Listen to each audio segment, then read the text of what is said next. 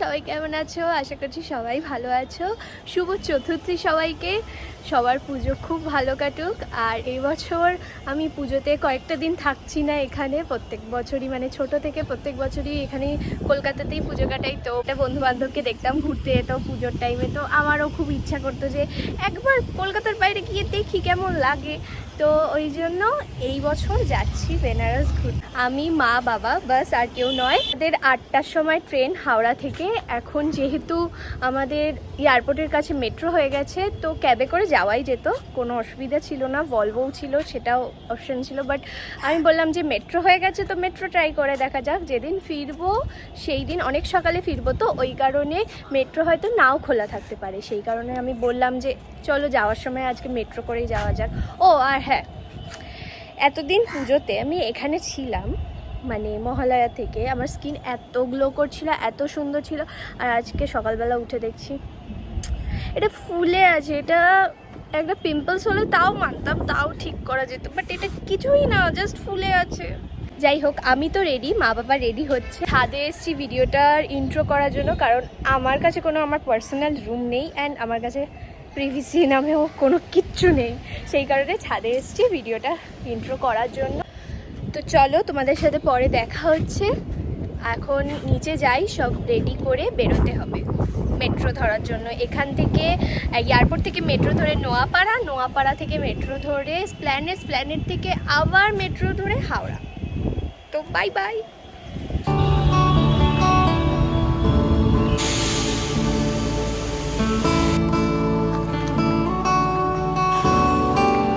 আমাদের airport metro আমি পৌঁছে গেছি। এখান থেকে ওই সাইডে যে মেট্রোটা দেখছো ওটাই এদিকে ঘুরবে, ঘুরে এটা নোয়াপাড়া যাবে।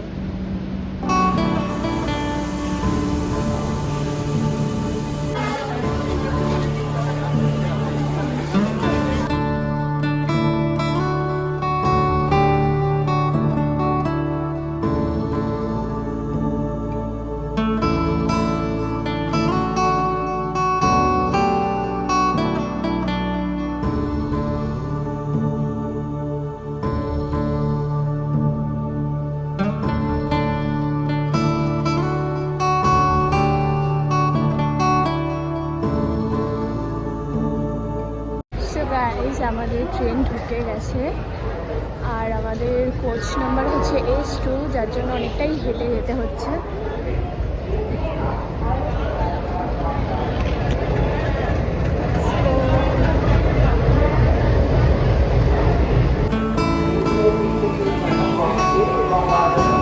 তো একদম অন টাইম আমাদের ট্রেন ছেড়ে দিয়েছে।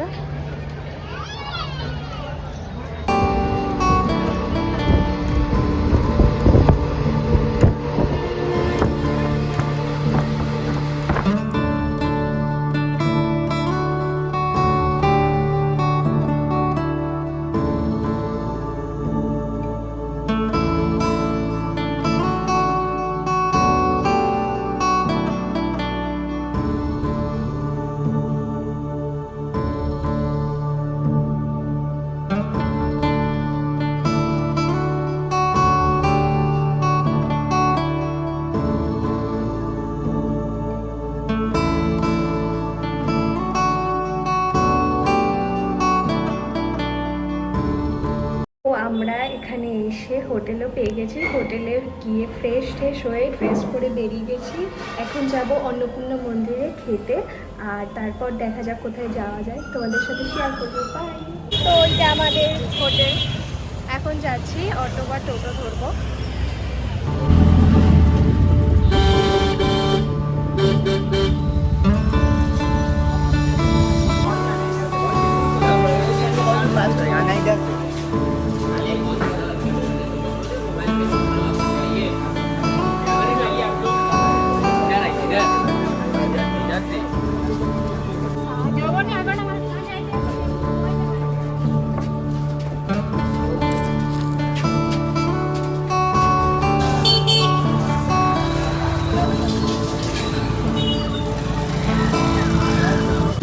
আমাদের দুপুরে খাওয়া হয়ে গেছে, যেটা আমরা অন্নপূর্ণা মন্দিরে খেয়েছি। খাওয়া দাওয়া খুবই ভালো ছিল।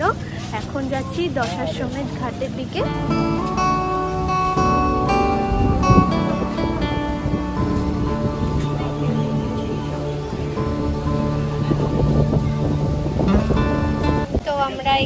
এসে কোনোই প্ল্যান ছিল না যে বোটে উঠবো, বাট বোটে উঠছি।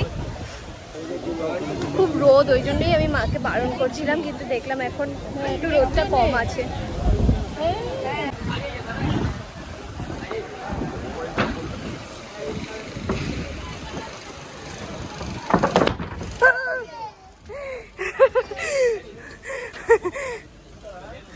করে পড়ছিলাম।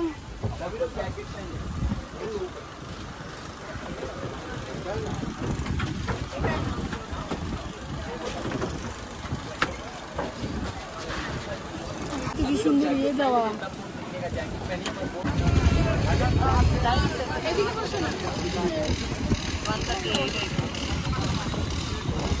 मारिए चाप के ऊपर का दिया मारा। ये देखिए, ये घर के ऊपर जो मंदिर देख रहे हैं ना, अगल बगल शेर है, ये वीर बाहु का है, कालू टोल का, जो राजा हरिश्चंद्र को खरीदा था, ये उसका घर है।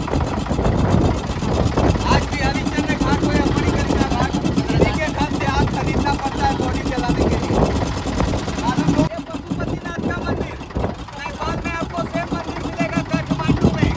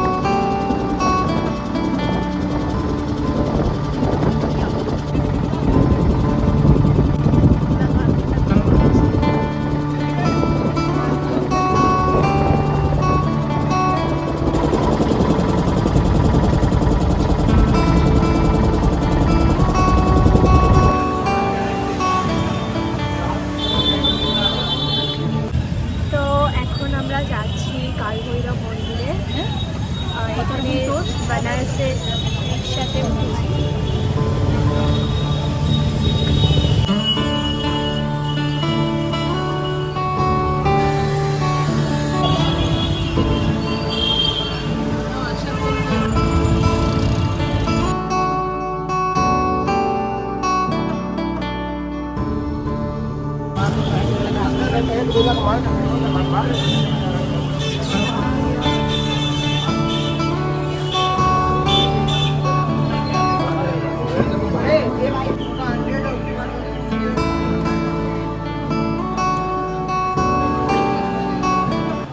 আমাদের পুজো দেওয়া হয়ে গেছে আর এইটা ওখান থেকেই আমাকে পড়িয়ে দিয়েছে। আমরা এসেছি ফেমাস কাশি চাট ভান্ডারে টমেটোর চাট খেতে।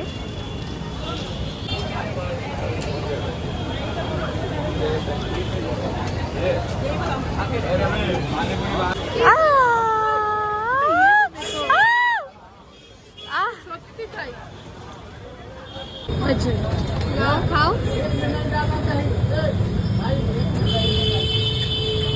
দিয়েছে এগুলো, আরে খাও না, ওগুলো নিমকির মতো।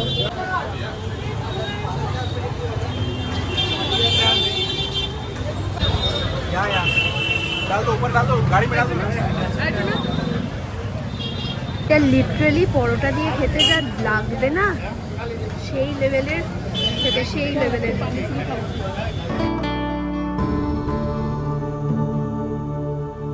নিকনিকা ঘাটের এখানে ফেমাস ব্লু লস্যি শপে এসেছি। চলো লস্যি ট্রাই করা যাক। আমি নেব একটা রাবড়ি মালাই লস্যি।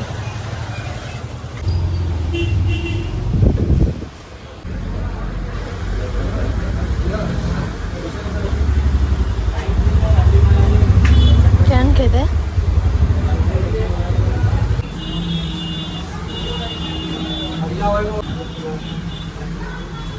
ভালো না? কি বল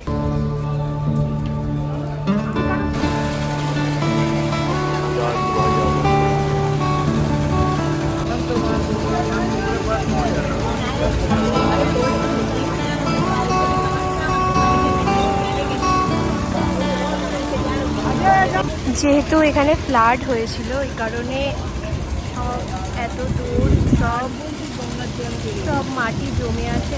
এখন ওগুলো পরিষ্কার করা হচ্ছে। ওই ভেতরে এই ঘরের ভেতরে পুরোটাই মাটি জমে আছে।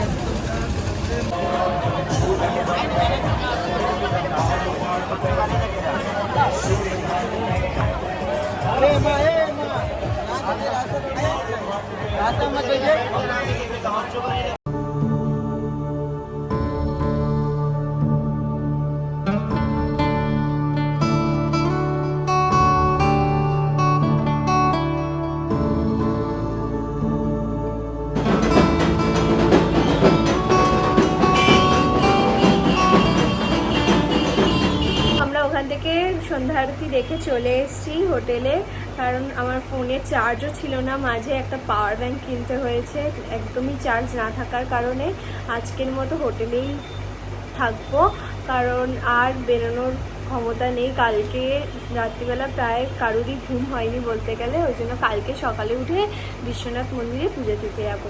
তো আজকের মতো ব্লগটা এখানেই এন্ড করছি। আবার দেখা হবে নেক্সট ব্লগে। Bye bye.